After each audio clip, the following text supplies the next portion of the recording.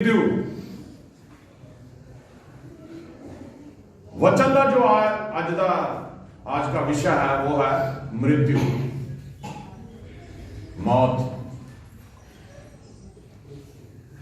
मेरे अजीज बहन भाइयों, हम जीवन के बारे में जानते हैं जब हमें ये पता है कि जीवन क्या है, जिंदा रहना। आप सभी यहां बैठे हो, आपको जीवन मिला है इसलिए आप यहां बैठे हो। लेकिन जीवन की परिभाषा करनी बड़ी कठिन है। जीवन का अंत एक दिन मौत है। लोग डरते हैं उस शब्द को अपने कानों तक पढ़ने से, मौत शब्द को, मृत्यु शब्द को। लेकिन बाइबल ये बताती है कि इंसान जो इस जगत में पैदा हुआ, उसे जीवन परमेश्वर ने दिया, लेकिन उसके पापों के कारण उसके जीवन का अंत भी होना है। बोलो हालेलुया। पापों के कारण जीवन का अंत होना, बाइबल की सीधी परिभाषा है, पाप की मृत्यु मौत है। पाप की मजदूरी जो है मौत है। मेरे अजीज बहन भाइयों, जब इंसान मरता है तो उसकी धड़कन बंद हो जाती है, शरीर अकड़ जाता है, उसके प्राण जब निकल जाते हैं तो वो निर्जीव हो जाता है, बेजान हो जाता है। परिवार वाले रोते हैं, सगे संबंधी रोते हैं, लेकिन कुछ समय के लिए वो इंसान, चाहे उसे कब्र में रख के दफना दो या लकड़ियों पर रख के जला दो, तो पीछे क्या रह जाती है उसकी तस्वीर, जैसे इस बहन की तस्वीर लगी है। मेरे अजीजों, हर इंसान को पता है कि एक दिन मरना है। हर इंसान को पता है कि मौत अटल सच्चाई है। हमारा एक दिन सामना इससे होना ही होना है, चाहे किसी भी उम्र में जाए।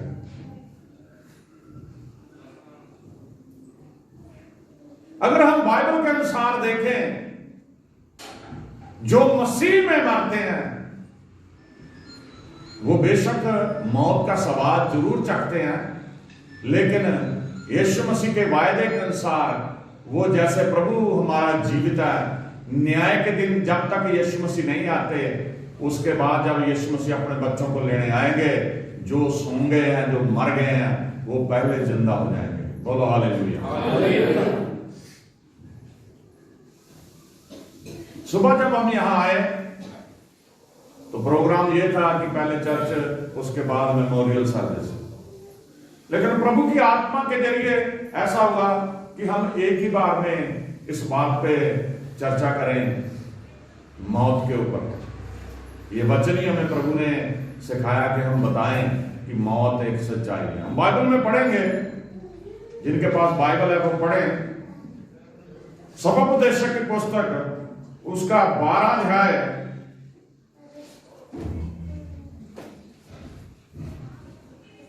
उसकी 7 आयत पढ़ो। 12 उसकी 7। सबोपदेशक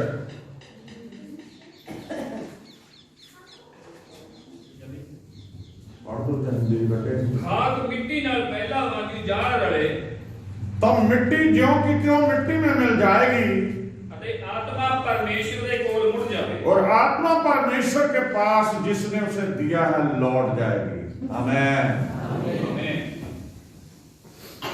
सुलेमान बादशाह, जिसे परमेश्वर ने दर्शन दिए 2 बार,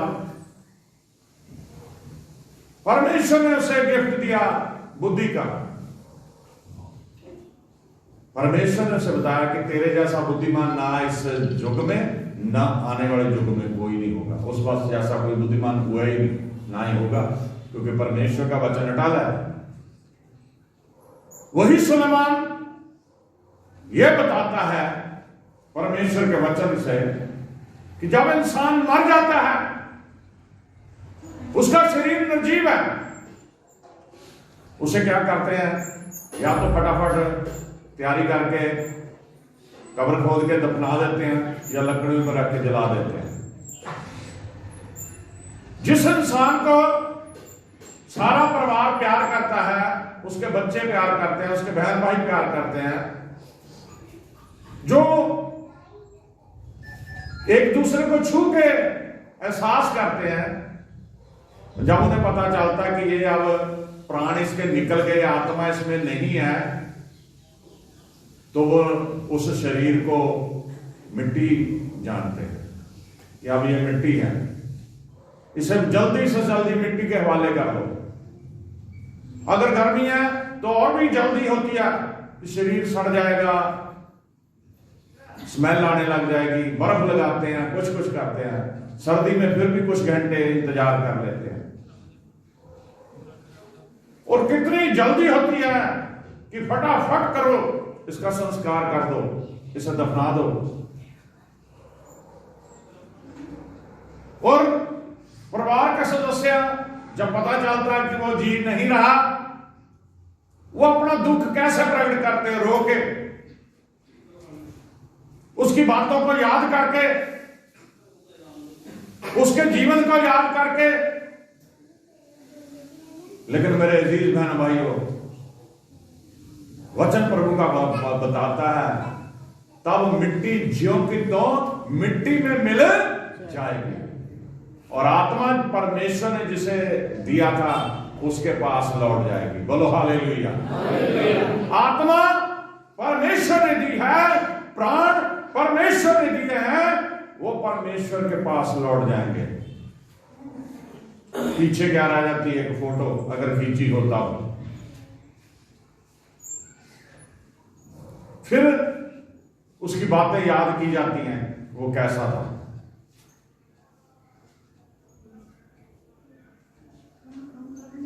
उस सुलेमान बादशाह ने लोगों को बताया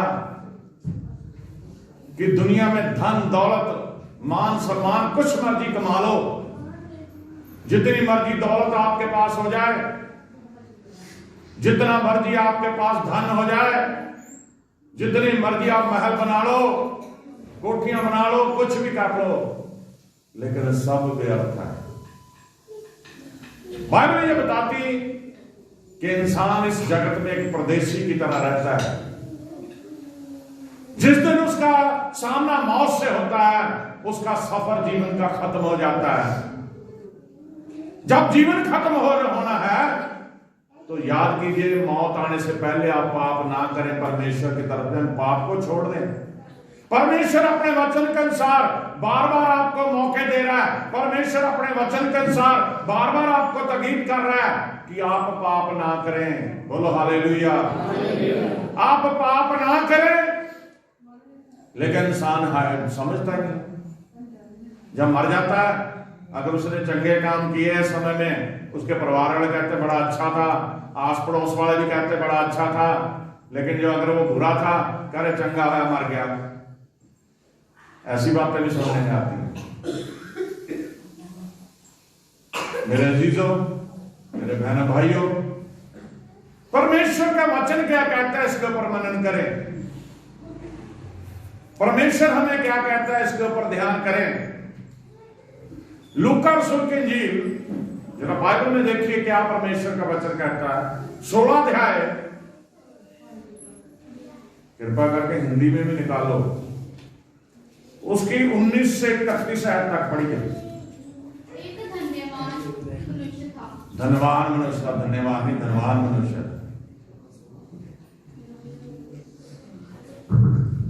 एक धनवान मनुष्य था जो बैजनी कपड़े और, यहां पे एक कहानी आपको सुनाता हूं। मरना दोनों नहीं है, धनवान ने मरना है, गरीब ने भी मरना है। प्रभु यीशु मसीह बता रहे हैं, लोगों को समझाने के लिए कहानी सुना रहे हैं यहां पे कि एक धनवान मनुष्य था जो बहुत बढ़िया बैंगनी रंग के कपड़े, बहुत ही कीमती कपड़े, बहुत धनवान था, अमीर था, बहुत बढ़िया कपड़े पहनता था, और मलमल पहनता, और मलमल जो सबसे महंगी थी वो पहनता था, और प्रतिदिन सुख विलास और धूमधाम के साथ रहता था। सुख विलास में और धूमधाम, जब किसी के पास दौलत की कमी ना हो तो उसको दुनिया के सारे जो भी काम उसने करता है, बड़े सुख से आराम से वो रह रहा था। ध्यान से सुनिए इस कहानी को। लाजर नाम का एक कंगाल। अब एक आदमी गरीब कंगाल, पहले परमेश्वर ने बताया धनवान, बड़े बढ़िया कपड़े पहनता था, मलमल पहनता था, सुख विलास से रहता था, हर तरह से ऐश कर रहा था। और उसी तरह एक धनवान था जिसका नाम लाजर था, घावों से भरा हुआ। उसके जिस्म पे बड़े बड़े फोड़े थे, घाव थे, घावों से भरा हुआ। उसकी डेवरी पर छोड़ दिया जाता था। उसके ड्योढ़ी पे उसे छोड़ जाते थे उसके परिवार के जो भी उसके सदस्य थे। इतने गरीब था, उसको उसकी ड्योढ़ी पे बिठा देते थे, धनवान की ड्योढ़ी। किस उम्मीद से कि ये इतना अमीर है, कुछ ना कुछ इसे खाने के लिए दे देगा, कुछ ना कुछ ये इसकी मदद करेगा। बड़े ध्यान से सुनिए इस कहानी को, ये हमारे जीवन के ऊपर आधारित है। अब हम मौत का सामना हमने करना है। ये बहन तो छुटकारा पाके चलेगी इस जगह से, अब बारी हमारी आ सकती है किसी भी समय। परिवार के सदस्यों को शिक्षा है इस बात की कि ध्यान से सुनिए इस बात को। वो लाजर इस उम्मीद से वहां बिठाया जाता था कि ये धनवान उसे कुछ देगा। हाँ जी। और वह चाहता था कि धनवान की मेज पर एक जूठन से अपना पेट भरे। कितना वो गरीब था, वो ये उम्मीद रखता था कि जो धनवान खाना खाता ना, उसकी जूठ जो बचेगी, जूठन यानी कि जो खाना खाने के बाद उसकी प्लेट में बच जाए, वही मुझे दे देगा, तब भी मैं पेट भर लूंगा। हाँ जी। यहाँ तक कि कुत्ते भी आकर उसके घाव को चाटते थे। इतनी बुरी हालत थी उस इंसान की, लाजर की, कुत्ते भी आकर उसके फोड़ों को चाटा करते थे। ऐसा हुआ कि वह कंगाल मर गया। ऐसा हुआ कि वो कंगाल गरीब लाजर मर गया। और स्वर्गदूतों ने उसे लेकर अब्राहम की गोद में। जब मर जाता है इंसान तो स्वर्गदूत उसे ले जाते हैं, उसके शरीर, आत्मिक शरीर को। दुनियावी शरीर मर जाता है इंसान का, आत्मिक शरीर को स्वर्गदूत ले गए, ले जाके अब्राहम के, जो विश्वासियों का पिता है, परमेश्वर ने जिसे गिफ्ट दिया हुआ है कि विश्वासियों को संभाले, इब्राहिम की गोद में उसे पहुंचा दिया। हाँ जी। वह धनवान भी मरा। कुछ समय लगा वो धनवान भी मर गया जिसकी ड्योढ़ी पे वो लाजर बैठता था जाके। ध्यान से सुनिए। और अधोलोक में उसने पीड़ा में पड़े हुए। अब वो तो परमेश्वर की हजूरी में पहुंच गया, गरीब जो इंसान मरा, और जो धनवान मरा तो नरक में, अधोलोक में, पाताल में चला गया। वो अपनी आंखें उठाई और दूर से अब्राहम की गोद में लाजर को देखा। और वो ऐसे आंखें उठा के देख रहा है तो उसने देखा लाजर को, जो उसकी ड्योढ़ी पे बैठता था, वो इब्राहिम की गोद में बैठा है। तब उसने पुकार कर कहा, हे पिता अब्राहम। तब उसने पुकार के कहा, है पिता इब्राहिम, मुझ पर दया करके लाजर को भेज दे। लाजर को भेज दे। बोलो हालेलुया। अब वो नरक में पड़ा हुआ तड़प रहा है, उसका दुनियावी शरीर तो उसका भी खत्म हो गया, लेकिन आत्मिक शरीर उसका आग में जल रहा है। जो उसने पाप किए उन आग में जल रहा है, और वो निगाह उठा के देख रहा है और इब्राहिम से कह रहा है, मेरे पिता, ताकि वह अपनी उंगली का सिरा पानी में भिगोकर। कह रहा मैं तड़प रहा हूं, मुझे प्यास लगी है, इसे कह लाजर को अपनी उंगली का एक सिरा डुबो के पानी में मेरी जीभ पे लगा दे ताकि मेरी प्यास बुझ जाए, मेरी जीभ को ठंडी करे, क्योंकि मैं इस ज्वाला में तड़प रहा हूँ। इस ज्वाला में मैं तड़प रहा हूँ, इस आग में मैं तड़प रहा हूँ। परंतु अब्राहम ने कहा, हे पुत्र। परंतु इब्राहिम ने कहा, हे पुत्र, स्मरण कर कि तू अपने जीवन में अच्छी वस्तुएं ले चुका है। परमेश्वर बोलता है, स्मरण कर, तू अपने जीवन में जब तू जिंदा था इस धरती पे, तू अच्छी वस्तुएं खा चुका, पहन चुका, ले चुका। और वैसे ही लाजर बुरी वस्तुएं। वैसे ही लाजर जब धरती पे था उसने बुरा ही उसे मिला। परंतु अब वह यहाँ शांति पा रहा है। अब वो शांति पा रहा है। वो गरीबी में था, वो बीमारी में था, लेकिन अब वो शांति पा रहा है। मैं आपको एक बात बताता हूँ वचन में, इस बहन की एक क्वालिटी थी। हमारे चर्च की एल्डर थी, कहीं भी दुआ होनी है, चाहे किसी भी हालत में, इसने दुआ पे जरूर पहुंचना है। शौक होता है जैसे, और चर्च को कभी भी मिस नहीं किया। कोई मजबूरी हो जाए, किसी ऐसी जगह जाना पड़ जाए शहर से बाहर, फिर नहीं आते थे चर्च, वरना चर्च सबसे पहले कई बार मैं भी बाद में आता था, मेरे से ही पहले खड़े होते थे चर्च में। ये परिवार के बच्चों को शिक्षा लेनी चाहिए। इसी तरह वो लाजर सारे दुख भोग चुका था, वो गरीबी में था, लेकिन परमेश्वर आप बता रहा कि वो सुख से रह रहा है, शांति से रह रहा है। हाँ जी। और तू तड़प रहा है। और तू तड़प रहा है क्योंकि तूने, जब तुझे दौलत मिली, तुझे शोहरत मिली, तुझे सब कुछ मिला, तूने परमेश्वर के किसी भी बच्चे का साथ नहीं दिया, किसी गरीब की मदद नहीं करी, किसी गरीब को भूखे को खाना नहीं खिलाया, किसी को तन ढकने के लिए कपड़ा नहीं दिया, तूने कुछ भी नहीं किया। इन सब बातों को छोड़, हमारे और तुम्हारे बीच एक भारी। इब्राहिम से बता रहा है कि सारी बातों को छोड़ दे, मेरे हमारे यानी कि मैं और जो लाजर बैठा है और तेरे बीच में दूरी देख ले कितनी है। तू पताल में बैठा, हम स्वर्ग में बैठे। हाँ जी। एक भारी गड्ढा ठहराया गया है, बहुत बड़ा गड्ढा बना हुआ है, दूरी बहुत ज्यादा है। हाँ जी। जो जहाज से उस पार तुम्हारे पास जाना चाहे वे ना जा सके। यहाँ से उस पार कोई जाना चाहे वो नहीं जा सकेगा, और ना कोई वहां से इस पार हमारे पास ना आ सके। वहां से कोई यहाँ से। यानी कि इंसान ने जब मरना है, दो ही जगह उसके लिए मुकर रहा है, या वो नरक में जाएगा या स्वर्ग में जाएगा। अगर स्वर्ग में चला गया तो नरक वाले उसके पास, वो नरक में नहीं आ सकता। अगर नरक में चला गया वो स्वर्ग में नहीं जा सकता। उसने कहा, तो हे पिता, मैं तुझसे विनती करता हूँ कि। तो उसने, धनवान ने कहा, हे पिता, मैं तुझसे विनती करता हूँ कि तू उसे मेरे पिता के घर भेज। तू इसे मेरे पिता के घर भेज दिया। वो कैसे जा सकता है? जन्म लेके, दूसरा जन्म लेके। इसे मेरे पिता के घर में भेज दे, क्योंकि मेरे 5 भाई हैं। कह रहा मैं तो मर गया, मुझे फिक्र है, मेरे 5 भाई है, वो भी बड़े अमीर है, वो भी धनवान है। वह उनके सामने इन बातों की गवाही दे। इसे भेज दे, कह रहा ये जाके बताए कि भाई परमेश्वर के घर में अगर जाना है, अगर परमेश्वर के पास जाना है, अगर स्वर्ग में जाना है, अगर अच्छी जगह पे जाना है, तो चंगे काम करने शुरू कर दो, वरना जैसे तुम्हारा भाई मार के नरक में गया वैसे तुम भी जाओगे। हाँ जी। ऐसा ना हो कि वे भी इस पीड़ा की जगह में आए। ऐसा ना हो कि वो भी इस पीड़ा की जगह में आए, यानी कि नरक में आए। अब्राहम ने उससे कहा, उनके पास तो मूसा और भविष्यवक्ताओं की पुस्तक। इब्राहिम से तारा का भाई, जो पवित्र वचन है परमेश्वर का, जो पुस्तक मेरे हाथ में है, और परमेश्वर बता रहा है कि उनके हाथ में इब्राहिम के और जो भी परमेश्वर की भविष्यवक्ताओं की पुस्तकें हैं, वे उनकी सुने। वो उनकी सुने। भविष्यवक्ता है धरती पे, परमेश्वर के चुने बंदे धरती पे हैं, उनकी सुने। उसने कहा, नहीं हे पिता अब्राहम, पर यदि कोई मरे हुओं में से उनके पास जाए। कह रहा नहीं मेरे पिता अब्राहम, अगर कोई मरे हुए में से उनके पास जाए, यानी कि वो कंगाल मर गया था, अगर आप इसे भेज दें वहां, इसे पुराना जन्म भी याद रहे और फिर ये बताए वहां जाके, तो वे मन फिराएंगे। तब वे उनका मन जल्दी फिराएंगे, वो तो मन फिराएंगे।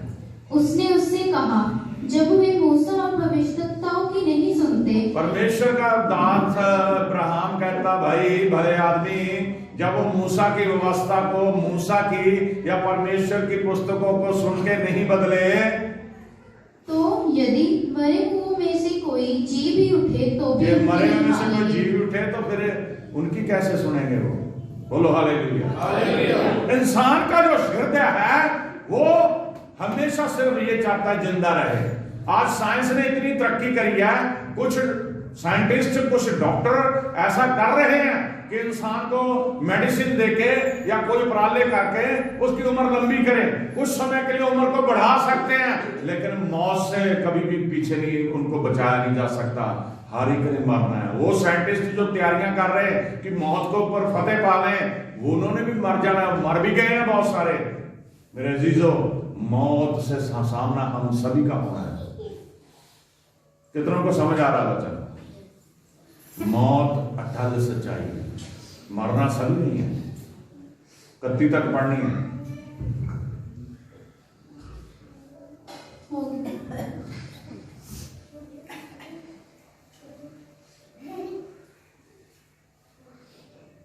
लूका 23 है, उसकी 43 आयत भी पढ़े जरा। यहां देखिए, दूसरी स्टोरी देखिए क्या है।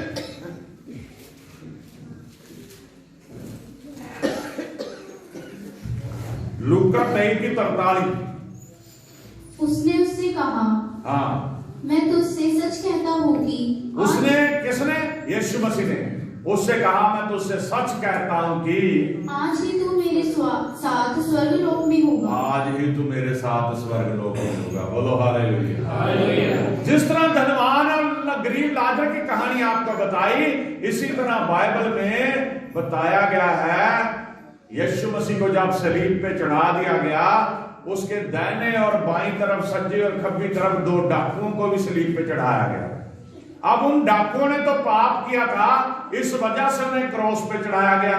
यीशु मसीह ने तो कोई पाप नहीं किया था, वो तो पूरी दुनिया के पापों को अपने ऊपर ले आया। उसने पूरी दुनिया के पापों को अपने ऊपर ले लिया, इसलिए उसे सलीब पे चढ़ाया गया था। हालेलुया।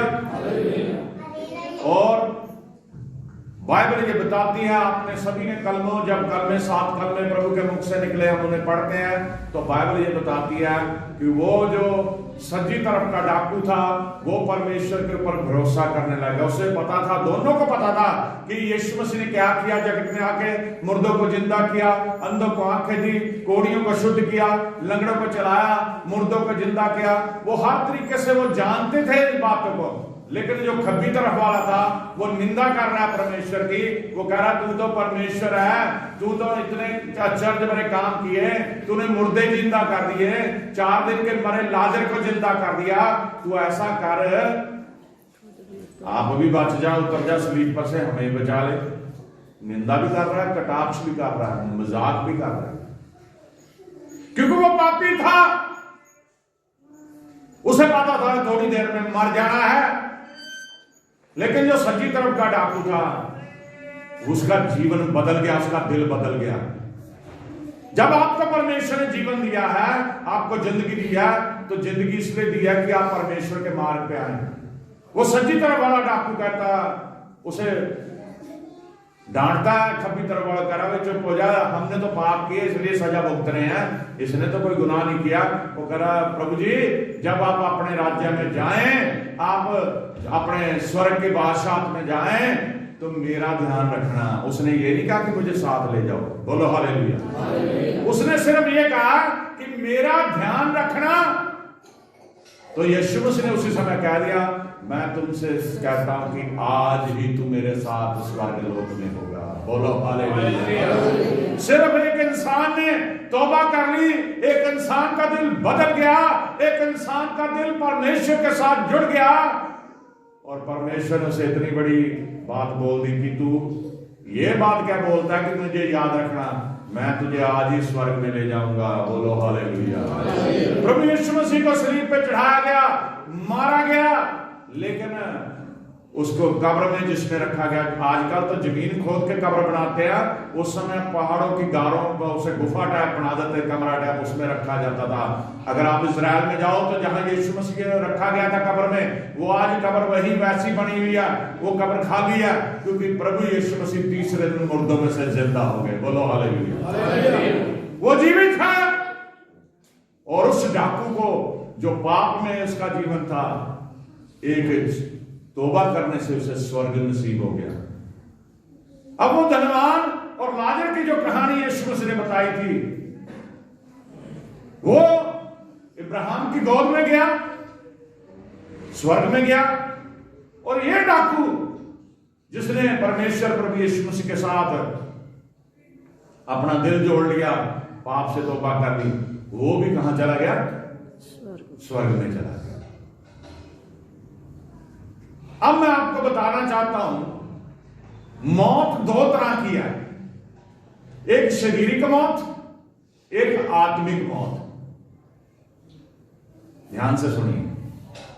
अगर कोई परमेश्वर के घर नहीं आता, जिंदा वचन को नहीं पढ़ता, खुद दुआ नहीं करता, किसी के साथ भला नहीं करता, किसी के साथ भी प्यार नहीं रखता, किसी के साथ भी कोई अच्छा व्यवहार नहीं करता, तो वो आत्मिक तौर से मर चुका है। जो परमेश्वर के हुक्मों को नहीं मानता, वो आत्मिक तौर से मर चुका है। जिस्मानी तौर पे तो मैं आपके पास वचन सुना रहा हूं, मैंने भी जाना एक दिन, सभी ने अपनी अपनी बारी से जाना, लेकिन जो परमेश्वर के साथ नहीं जो परमेश्वर के विरुद्ध पाप करता है वो आत्मिक तौर से मर चुका है।